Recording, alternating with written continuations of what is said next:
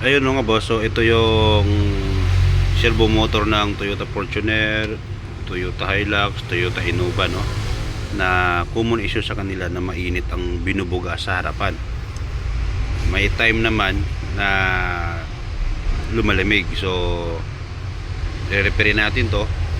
Tapos pagkatapos natin ma-repair mga boss, po-program natin siya ulit, no? Ayan. Okay, so hindi katulad nung iba na ginagawa, pagkatapos nagawa magkakaroon ng delay display. So matagal mag-on yung aircon, pagkatapos pag nag-display na malamig naman. Pero ito sa ating mga boss, walang ganun.